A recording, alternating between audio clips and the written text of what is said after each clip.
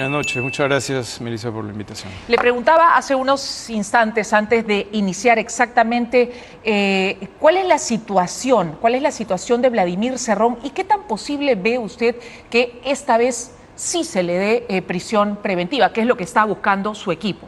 Sí, nosotros pensamos que es altamente probable, considerando todos los argumentos que se han expuesto hoy día en el debate en la tercera Sala Penal Superior de Apelaciones de la Corte Penal Nacional. Los argumentos de la Fiscalía son sólidos respecto a la necesidad de que el señor Cerrón esté privado de libertad porque él es la cúspide de la organización criminal. Paradójicamente, aquí nos encontramos ante la circunstancia procesal de que hay personas de menor nivel dentro de la organización criminal que están privados de libertad con prisiones preventivas confirmadas.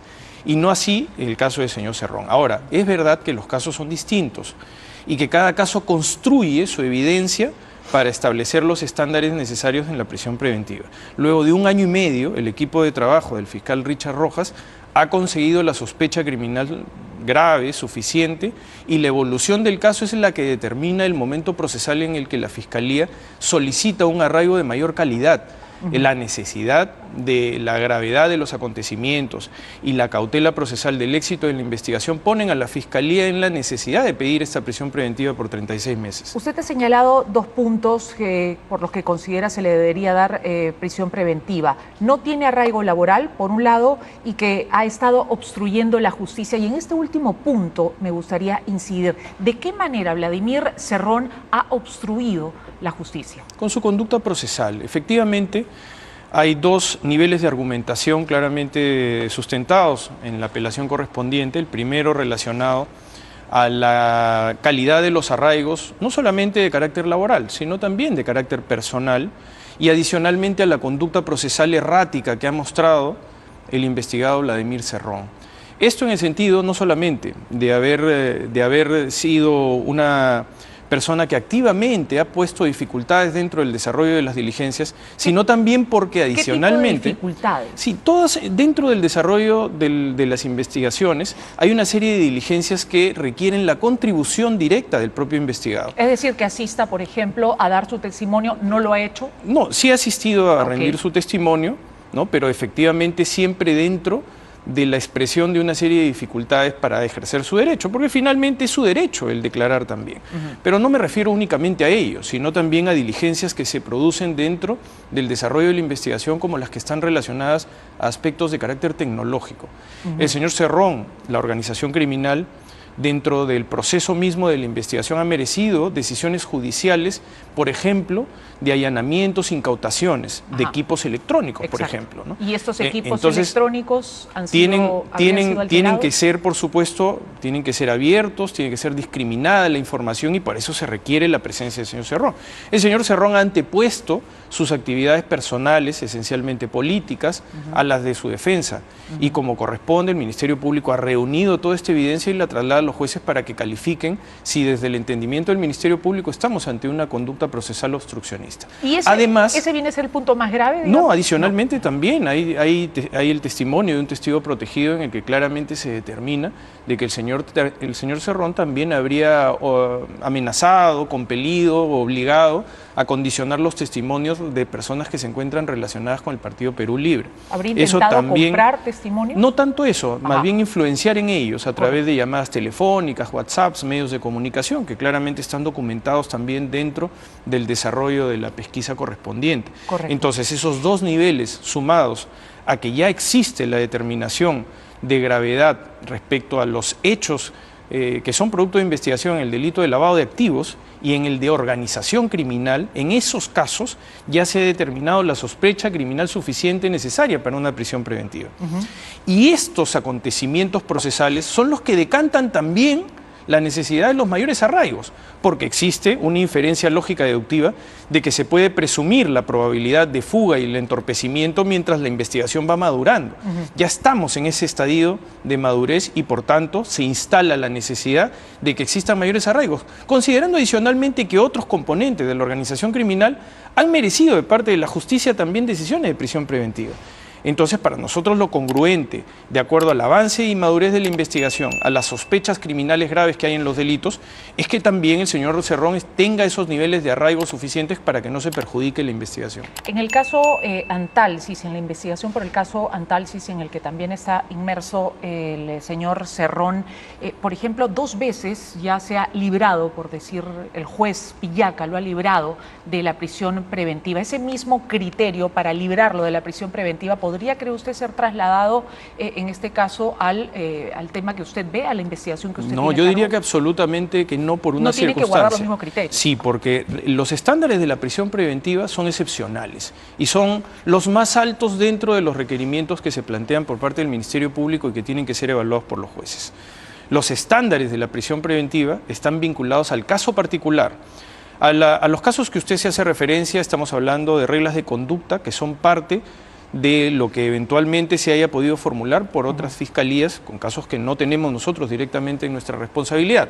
Pero en el caso que ha construido la Fiscalía de Lavado de Activos está claramente determinado que hay una sospecha criminal grave que requiere de estos niveles de arraigo o que los arraigos laborales, personales, decaen ante la entidad de gravedad que existen en los cargos que ya han sido probados por parte de los jueces. Correcto. Y ha dicho, como le señalaba hace un momento, lo hemos escuchado más temprano decir que tampoco tiene arraigo laboral. Él es médico de carrera y además tiene una carrera política, a pesar de tener una sentencia incluso por corrupción, estar inhabilitado para poder ejercer una función como funcionario público. ¿A qué se refiere con que no tiene arraigo laboral? ¿No está cumpliendo, digamos, como, no sé, líder político?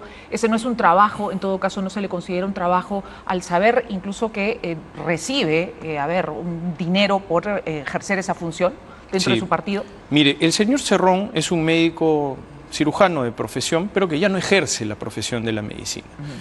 Durante el desarrollo de la investigación está claramente determinado que el único arraigo que ha presentado es el arraigo vinculado a unas boletas de pago del Partido Perú Libre en una presunta actividad política que realiza a partir del mes me parece que de marzo de este año, porque sorpresivamente el señor ha presentado sus boletas. Antes no había dicho absolutamente nada cuáles eran sus actividades. Entonces, lo que el Ministerio Público plantea claramente es que el decaimiento de su arraigo laboral viene vinculado a que el Partido Perú Libre es investigado dentro de todos estos acontecimientos. Es decir, hay una instrumentalización y un control del partido político. Entonces, evidentemente, que el señor Cerrón presente arraigos relacionados con el Partido Perú Libre, por supuesto, tienen relación con la propia investigación, porque, reitero, el Partido Perú Libre es un partido que para la Fiscalía se encuentra controlado desde la organicidad criminal por el propio señor Cerrón. De tal manera que la naturaleza de los documentos o de las explicaciones que pudiera haber dado son insuficientes. De hecho, el señor Cerrón no ha presentado ningún rol de actividades que realiza dentro de sus presuntas ocupaciones como líder político de esta agrupación. Entonces, en esa medida, el Ministerio Público con lo único que cuenta son con boletas de pago, pero no con el desarrollo de actividades propias de lo que debería definir lo que pudiera ser el arraigo de actividades lícitas. Porque efectivamente la persona jurídica como actividad política puede realizar una serie de actividades de licitud, pero también cuando está incluida dentro de una investigación, los niveles del arraigo decaen sensiblemente por la gravedad de los cargos y por el control y la instrumentalización del partido político como tal, que ya sabemos que es una situación que no solamente es parte de Perú Libre, sino que es transversal a muchos de los partidos políticos. Uno de los argumentos del señor Cerrón contra la investigación que usted está liderando es que justamente hay una instrumentalización de la justicia y hay politización, hay una persecución en contra de su liderazgo, digamos, como jefe del Partido Perú Libre. ¿Qué tiene que decir usted al respecto? ¿Cómo rebatir en todo caso esos argumentos? Es el discurso construido, no solamente, yo diría en el Perú, ¿no? Que es de la judicialización de la política. Nosotros, por el contrario, investigamos a políticos que presuntamente han cometido graves casos de lavado de activos y de pertenencia a organización criminal. Como tal, los tratamos de acuerdo a lo que la ley determina, con el debido proceso siempre, con el ejercicio del derecho a la defensa, pero en un equilibrio con la proscripción también de la impunidad, que es una protección de la sociedad hacia este tipo de conductas delictivas. Esta no es una investigación que haya tardado un día, es una investigación que ya tiene más de 1 año y medio. Es decir, se ha planteado dentro de las hipótesis de investigación todo lo que ha ido evolucionando en la determinación de las actividades ilícitas de estas organizaciones criminales. Y como tal es que hemos llegado a certificar esta madurez, ya no porque lo diga el Ministerio Público, sino porque así lo han dicho los jueces y así también lo ha convalidado la defensa del señor Cerrón. La defensa del señor Cerrón ha admitido la gravedad de los cargos, no la ha discutido. Es decir, desde el punto de vista de la aproximación que requieren este tipo de medidas cautelares, ya para el Ministerio Público hay un caso maduro a nivel de prisión preventiva respecto a los cargos que se le imputan por lavado de activos y por pertenencia a organización criminal.